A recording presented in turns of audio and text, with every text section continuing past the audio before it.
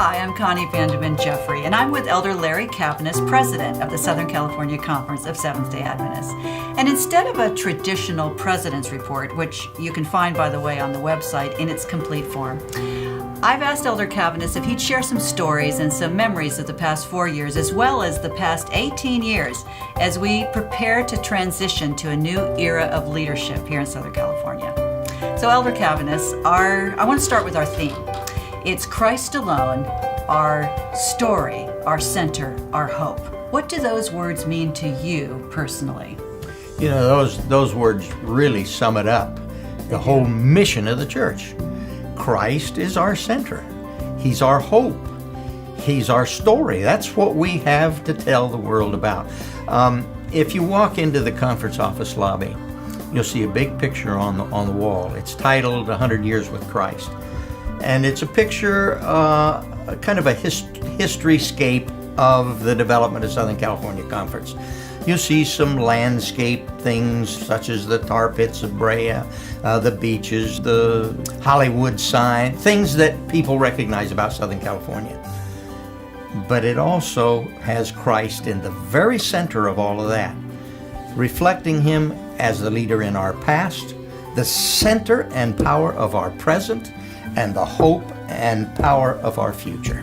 Well, Elder Cavanis, I know that 18 years is a long time. You came here in 1997, here it is 2015, and I imagine that along the way there have been lots of joys.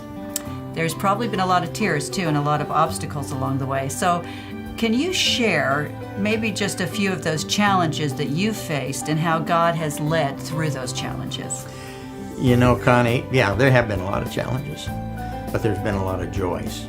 Some of those challenges have been resolved. Some of them are still in the process of being resolved.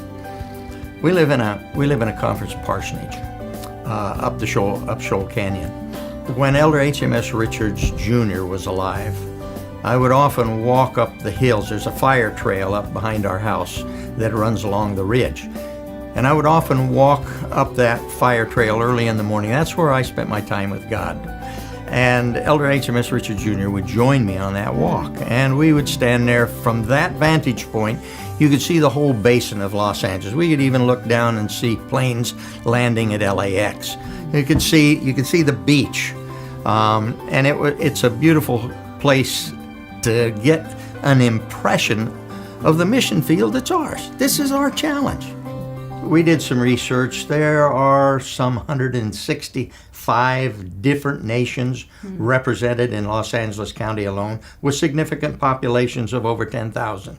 That's the challenge that we have in Southern California Conference. How do we reach this kind of diversity? But God will help us. We see it growing all the time. What about Newbury Park? I know that's been one of the ongoing challenges. Is that resolved? Newbury Park project continues to be a challenge. Gradually, we've worked our way through it. We now have 2 parcels yet to sell, and then we can have that project behind us. One of the parcels is the old Ventura Estate site, and Lowe's, the building supply company, we're in escrow with them, and they're working out the final details with the city now. So we hope that'll close before too long. There's another developer that would like to work on the North Campus and putting in some projects there, but he is having to work through the city council to get all the approvals for what he wants to do on the North Campus. What's brought you the greatest measure of joy and happiness in your tenure here as president? We have faced, as you know, some financial challenges with our schools. Many of our schools are struggling. And through the years, money has come to us from unknown sources at just the time we needed it. Wow. I received a phone call from a gentleman a few years ago wanting to know if we would be willing to work with him on making a donation to the conference. And I said, sure. So I called our attorney, we sat down, we heard what his proposal was, worked through it with him, and it took us a few months to do it, but we worked through it with him. And as a net result, we got $1.5 million for education that was used for education here. Wow. in our conference. Amazing. Just recently, 2013 in September, we received a check for $200,000 for one of our schools for scholarships for worthy students. That was in September 2013. December of that same year, we got another check from that same foundation for $300,000 for worthy student scholarships. And then this past September, that foundation sent us another $100,000 to help worthy students for evangelism, Connie. Evangelism. Back in 2007, we wanted to do a major evangelistic thrust in this conference. We didn't have the finances to do it. I was in a board meeting at La Sierra. I got a phone call on my cell phone. I recognized the number. I stepped out, and the person on the other end said, there's a donor that would like to leave some money to the conference.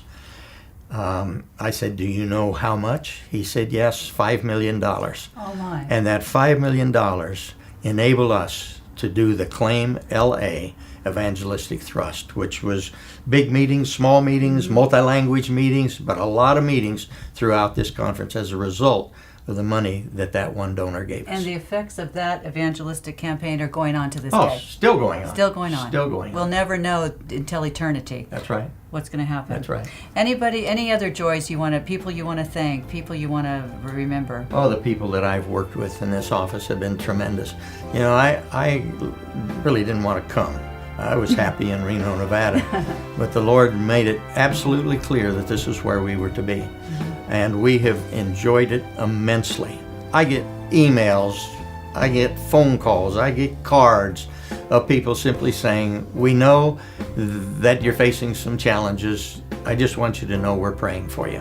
And the support, the friendship, the prayers of God's people here in Southern California Conference. I have grown to love these people, and they have been absolutely wonderful to me. Is there anything else that's really touched you?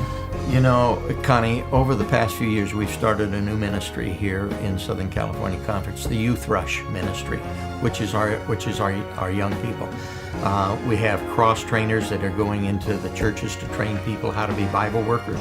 We have placed Bible workers in the local church, and then in the summertime, these young people spread out throughout this conference. We had 3 teams last summer, and during the summer, they contacted over 100,000 homes, leaving literature and selling books to those people. Wonderful stories come out of that, and I am so proud of our leaders in this Youth Rush team. What's your wish list for us as a conference? As you get ready for retirement and you're thinking about this conference where you spent 18 years, what are your goals and hopes for us? Connie, I pray that the passion that motivates and inspires the members and leaders of Southern California Conference will be the same passion that motivated and inspired your dad to start It Is Written television ministry many years ago. And that is to see Jesus come soon. Oh, that the words of that last song the choir sang this morning will become a reality. And that is, we shall behold him soon.